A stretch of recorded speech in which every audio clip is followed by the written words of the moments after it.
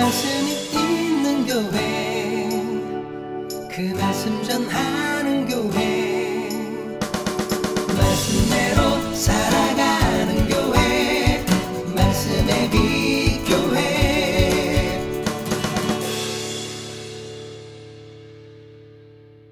아멘. 아멘. 감사합니다. 오늘은 나의 안에 거하라 라는 제목으로 함께 말씀을 나누고자 합니다. 우리는 어느 순간부터 하루의 흐름을 거의 생각하지 않고 그냥 일상적으로 살아가는 것 같습니다. 하루하루가 그렇죠. 왜? 이유가 뭐냐면 날마다 똑같은 삶을 살아가니까요. 아주 특별한 일이 있는 경우가 아니면 아침에 눈을 뜨고 씻고 밥을 먹고 출근하고 또 퇴근하고 거의 비슷한 일상을 살아가죠. 그러니까 익숙한 길을 가고 익숙한 말을 하고 익숙한 환경에서 늘 그렇게 지납니다. 그러니까 이런 익숙함은 우리에게 평안함과 안정감을 주기도 합니다. 하지만 단점으로는 우리를 무뎌지게 만든다는 거죠. 그러니까 익숙함이라는 게, 습관이나 익숙함이라는 게 필요하기도 하고 우리에게 도움이 되지만 어떤 경우 자칫 위험이 될 수도 있다라는 얘기예요. 우리 신앙도 마찬가지인 것 같아요. 처음 믿었을 때는 사실 어때요? 작은 말씀 한 구절에도 은혜가 돼가지고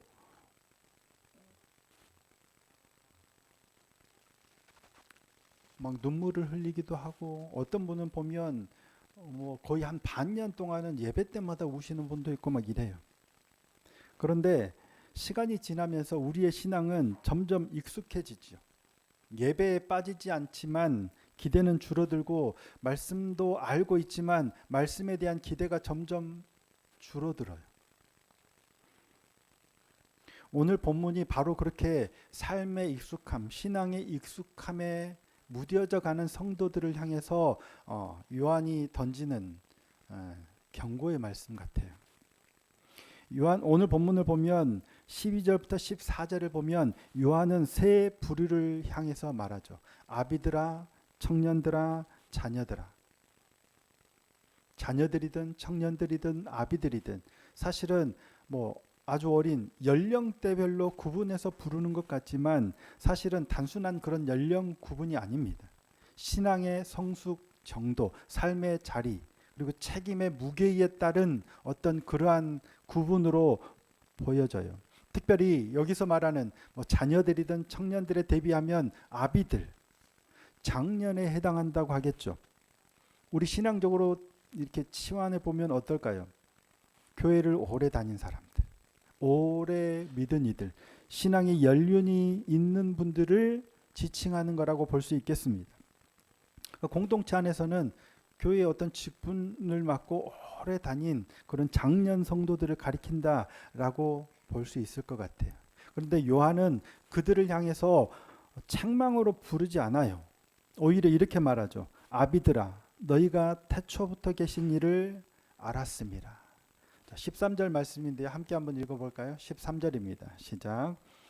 아비들아, 내가 너희에게 쓰는 것은 너희가 태초부터 계신 일을 알았으며, 청년들아, 내가 너희에게 쓰는 것은 너희가 악한 자를 이기었음이라. 좋은 말이죠. 어른들은 태초부터 계신 일을 알았고 청년들은 악한 자를 이겼다는 거예요. 요한은 이러한 신앙의 기본을 가지고 있는 이들을 존중합니다. 시간 속에서 쌓였던 그런 믿음과 경험과 어떤 그런 직분들에 대한 존중을 기본적으로 가지고 있어요. 그러나 동시에 그 신앙이 다른 방향으로 흐를 수 있다라는 사실을 경고하고 있습니다. 요한이 이 편지를 쓸 때 사실은 교회가 굉장히 큰 위기에 빠진 상태예요. 근데 이 위기가 어디에서부터 비롯된 거냐면 당시 로마나 어떤 밖으로부터 임하는 어떤 외적인 박해나 그런 게 아닙니다. 물론 초대교회 때는 항상 그런 위기가 있었죠. 하지만 지금 요한이 경고하고 있는 건 그런 외부로부터의 위협이나 위기나 박해가 아닙니다. 뭐냐면 교회 안으로 들어온 그럴듯한 가르침을 지적하고 있습니다. 예수 그리스도를 말하지만 예수의 자리를 바꾸는 어떤 이런 사상들을 경고하고 있는 거예요. 오늘 우리 시대도 마찬가지죠. 교회의 십자가들이 우리 지역에만 해도 토요일 날 우리 뒤에 보시면 이게 바뀐 지 아시겠어요? 이 뒤에 바꿨는데 똑같은 모양이 있긴 하지만 더 선명하게 더 커졌죠. 집사님이 이제 이 일을 하시는 집사님이 오셔서 바꿔주고 가셨는데 교회 처음 와보더니 주변에 십자가들이 엄청 많잖아요. 우리 교회 주변에도 많다고. 근데 교회에 십자가들이 많고 교회들이 많다고 해서 이 지역이 복음화가 얼마나 이루어지고 있느냐는 별개의 문제죠. 당시도 마찬가지입니다. 분명히 교회들이 많이 생겨나고 있었고 교회 안에서 예수 그리스도를 말하고 있지만 예수 그리스도의 복음의 본질이 아닌 다른 걸 얘기하고 있는 이들이 많은 거예요. 요한은 그들을 이렇게 부릅니다. 한마디로 적 그리스도라고 부릅니다. 18절입니다. 아이들아 지금은 마지막 때라. 적 그리스도가 오리라는 말을 너희가 들은 것과 같이 지금도 많은 적 그리스도가 일어났으니 그러므로 우리가 마지막 때인 줄 아노라. 적 그리스도가 오리라는 말을 들었는데 많이 일어났대요. 그러므로 우리가 마지막 때인 줄 안다는 거예요. 이게 언제적 얘기예요? 무려 2000년 전 이야기예요. 그때 이미 적 그리스도가 많이 일어났고 그때 이미 마지막 때였어요. 오늘도 여전히 우리는 그 마지막 때를 살아가고 있는 거예요. 여기서 말하는 적 그리스도는 무조건 교회를 공격하는 사람이 아니에요. 밖에서 교회를 핍박하고 억압하고 예수 믿는 자들을 잡아 죽이는 그런 이들이 적 그리스도가 아니에요. 오히려 뭐예요? 교회 안에서 예수님을 말하지만 그분의 본질을 흐리는 이들을 말하고 있는 거예요. 특히 당시의 적 그리스도들은 적 그리스도라 불리는 자들은 예수 그리스도의 성육신 십자가 복음을 불편해했습니다. 자, 22절입니다. 거짓말하는 자가 누구냐? 예수께서 그리스도이심을 부인하는 자가 아니냐? 아버지와 아들을 부인하는 그가 적 그리스도니. 예수께서 그리스도이심을 부인하는 자, 아버지와 아들을 부인하는 그가 적 그리스도인데 대놓고 하나님은 우리 아버지가 아니야, 예수가 그리스도가 아니야 라고 부인하는 게 아니고요. 오늘로 따지면 그렇죠. 수많은 교회를 다닌다고 하는 이들이 하나님을 부인하고 예수를 부인하지 않아요. 그런데 어떻게 부인해요? 살며시 본질을 흐려서 부인하는 거예요. 근데 당시의 적 그리스도들이 예수님의 성육신과 십자가를 불편해하고 부인하는 이유가 뭐였을까요? 그리스도로 오신 예수, 그리스도라면 우리를 구원할 그리스도라면 주님이시라면 거룩해야 돼요. 엄청난 존재여야 하는 거죠.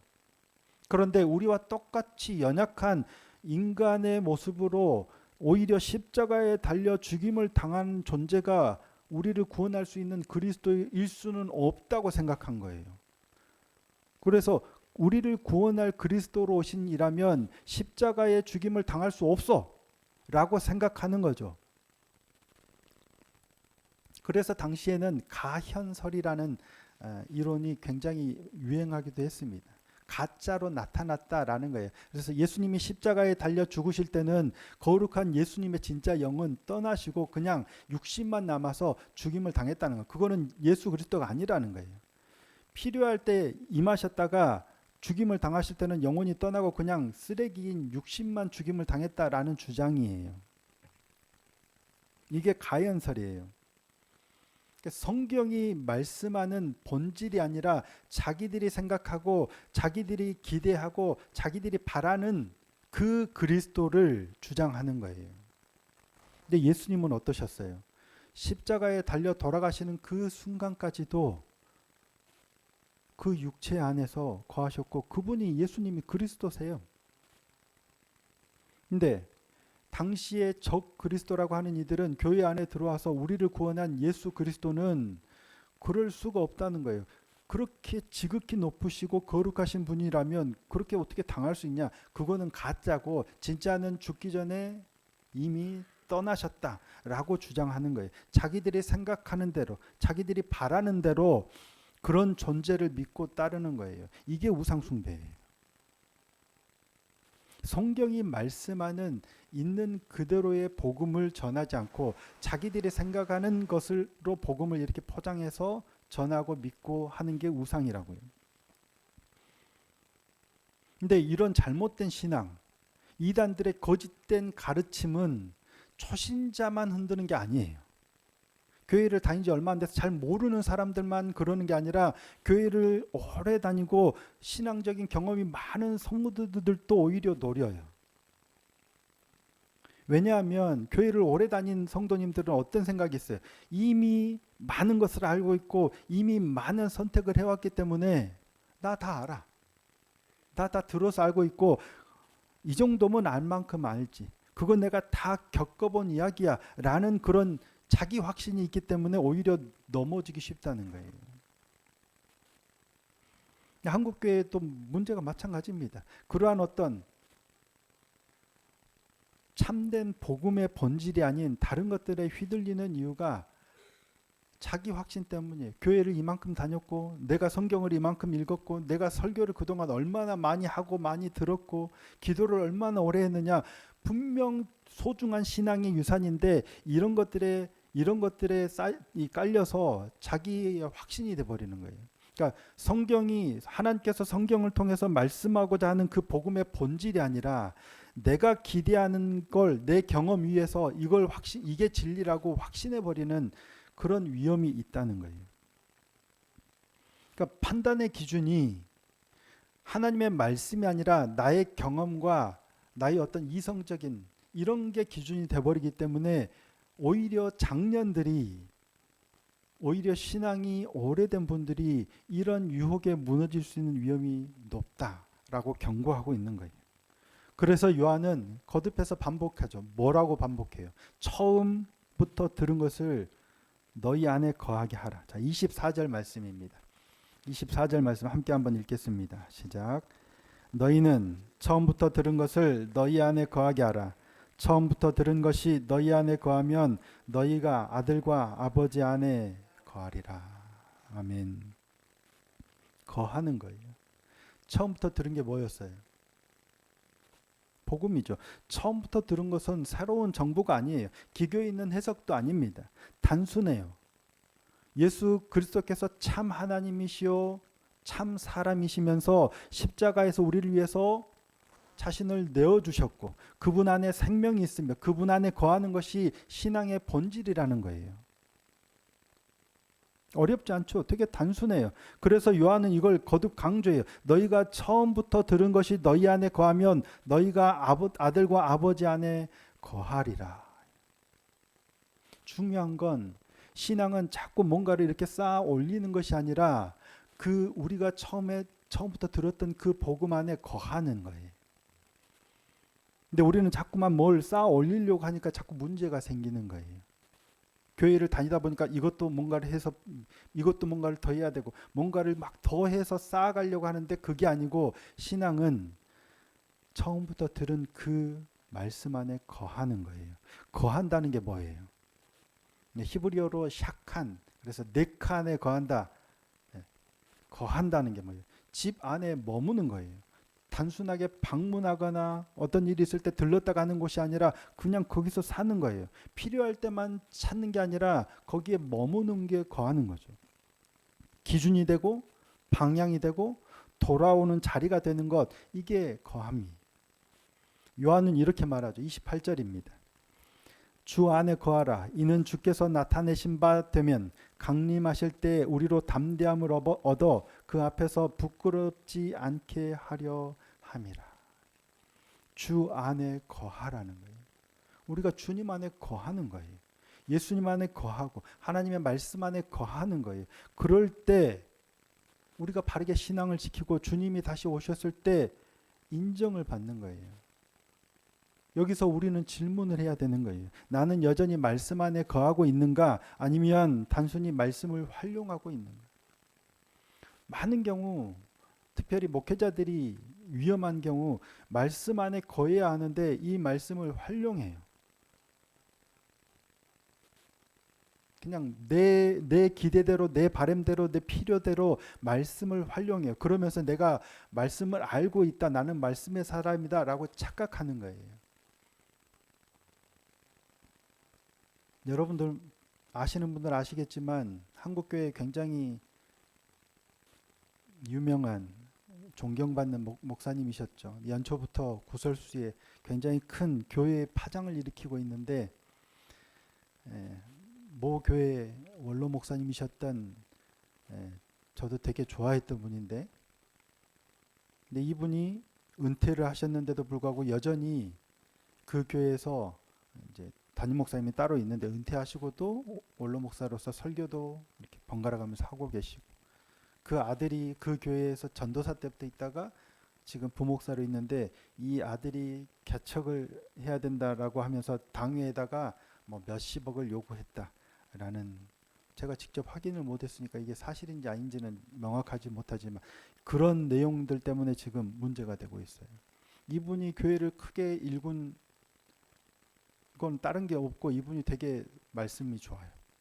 딱 그거 하나로 했는데 그렇게 말씀을 잘하시고 그렇게 하나님의 열심을 강조하셨던 분이 지금 이런 일들이 나타나고 있는 거예요. 이유가 뭘까? 말씀 안에 거하지 않고 말씀을 활용했기 때문이 아닐까? 그래서 요한은 오늘 본문에서 특별하게 한 가지를 더 언급해요. 말씀 안에 거하라, 하나님 안에 거하라 라고 하면서 한 가지를 더 강조하고 있는데 그게 뭐냐면 기름 부음입니다. 20절 말씀입니다.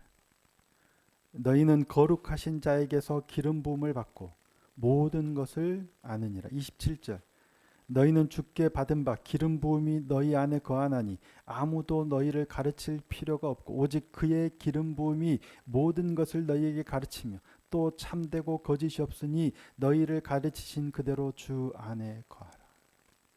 기름 부음이 뭐예요? 네, 성령의 기름 부으심이에요. 성령의 조명하심이 있어야 되는 거예요.